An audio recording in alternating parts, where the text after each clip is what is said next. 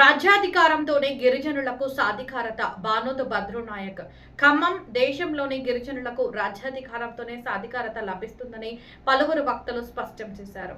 ఆదివారం స్థానిక hotel Sridhar conference హాలులో అంతర్జాతీయ గిరిజన దినోత్సవాన్ని లంబాడి హక్కుల పోరాట సమితి, వీర నారీమణుల ఆశయ సాధన సమితి ఆధ్వర్యంలో ఘనంగా నిర్వహించారు. తొలుత దివంగత మహానీయుల చిత్రపటాలకు పూలమాలలు వేసి నివాళులర్పించారు. అంతకుముందు గిరిజన జాతి జెండాను ఆవిష్కరించారు. తొలుత రాజ్యాధికార పార్టీ రాష్ట్ర కార్యదర్శి గట్ల రాజన్న మాట్లాడుతూ పాలకుల విధానాల వల్ల గిరిజన జాతి తమ అస్తిత్వాన్ని కోల్పోతుందని ఆందోళన వ్యక్తం చేశారు. మైదాన ప్రాంత గిరిజనులకు, ఏజెన్సీ ప్రాంత గిరిజనులకు మధ్య పాలకులు పెంచుతున్న వైషమ్యాలు వారి సాధికారతకు అడ్డంకిగా నిలుస్తున్నాయని ఆవేదన వ్యక్తం చేశారు. ఇలాంటి అవరోధాలను దాటుకుని బహుజనులంతా రాజ్యాధికార దిశగా తమ ఉద్యమాలను, పోరాటాలను ఉధృతం చేయాలని పిలుపునిచ్చారు.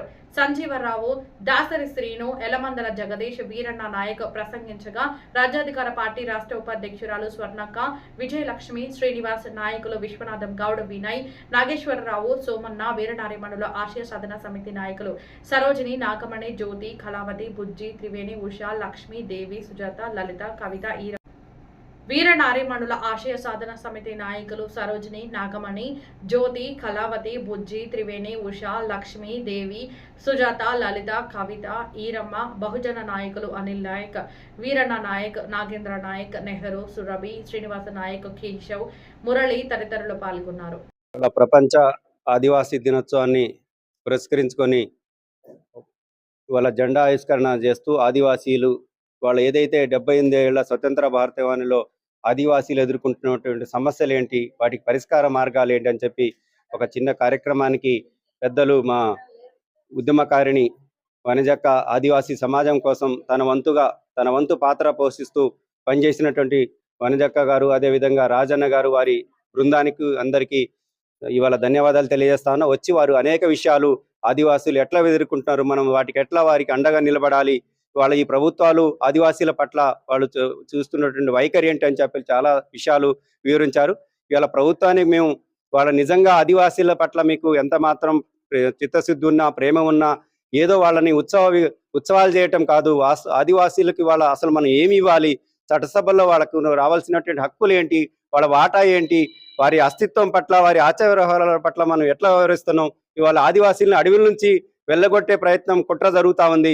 ఆ పేరుతో మైనింగ్ ని ధ్వంసం చేయాలని చెప్పి ఇలా ఆదివాసీల చట్టాలు ఒకవైపు ఉల్లంఘన చేస్తూ ఇవాళ ఆదివాసీల్ని అడవి నుంచి బయటకు వెళ్ళి ఆదివాసీల్ని దేశద్రోహులుగా ఇవాళ చూస్తూ రామన్నారు. కాబట్టి ఇప్పటికైనా పాలకులు మీకు నిజంగా చిత్తశుద్ధి ఉంటే ఆదివాసీ దినోత్సవాలను మీకు నిజంగా జరపాలంటే, మీకు అర్హత ఉండాలంటే మీరు పోయి ఆదివాసీ గూడాల్లో, ఆదివాసీ ప్రాంతాల్లో పోయి సంచరించండి. ఇవాళ వారికి సరైన విద్య, వైద్యం, ఉపాధి కూడా దొరకలేని పరిస్థితుల్లో ఆదివాసీలు ఇవాళ రోడ్డున తిరుగుతా ఉన్నారు. కాబట్టి వారికి మీకు చిత్తశుద్ధి ఉంటే ఈ ఆదివాసీ దినోత్సవాన్ని అయినా మీరు వారికి చట్టసభలో వారికి రావాల్సిన వాటా, ఆదివాసీ మహిళలకు ఇవాళ మీరు సీట్లు ఇవ్వటంలో ఈ ఖమ్మం జిల్లాలో ఒక్క ఆదివాసీ మహిళ కూడా ఇవాళ చట్టసభలో, పార్లమెంట్లో కానీ, అసెంబ్లీలో కానీ పోలేని పరిస్థితి. 50% ఉన్నటువంటి ఆదివాసీ మహిళలు 15% ఉన్నారు ఖమ్మం జిల్లాలో ఆదివాసీలు.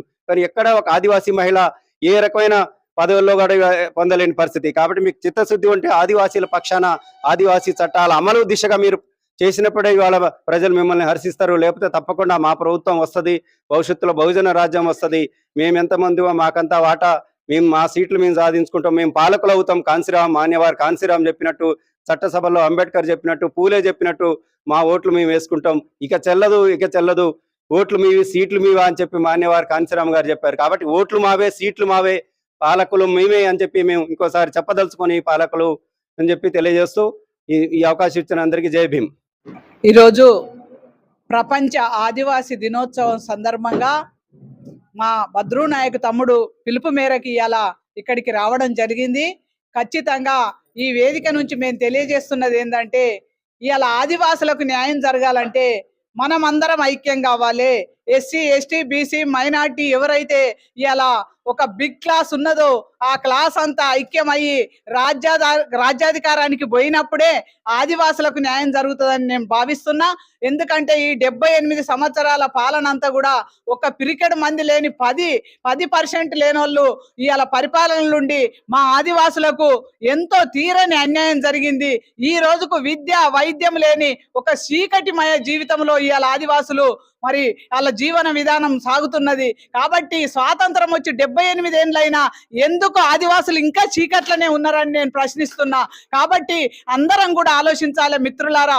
ఇవాళ మీడియా మిత్రులు కూడా మరి ఈ సమాజానికి ఒక కండ్ల లాంటి వాళ్ళు. కాబట్టి మీడియా కూడా ఇవాళ మా ఆదివాసులకు అండగా మరి ఇలా ఏం జరుగుతున్నది, దండకారణ్యంలో ఏం జరుగుతున్నది, అడవిలో ఏం జరుగుతున్నది, ఆదివాసుల పరిస్థితి ఏమున్నది, కనీసం మినిమం సౌకర్యాలు, కనీసం హాస్పిటల్, చదువు, వాళ్ళు ఏ స్థితిలో ఉన్నారు, కట్టుకోనికి బట్టలు లేవు, వాళ్లకు తినడానికి తిండి లేదు.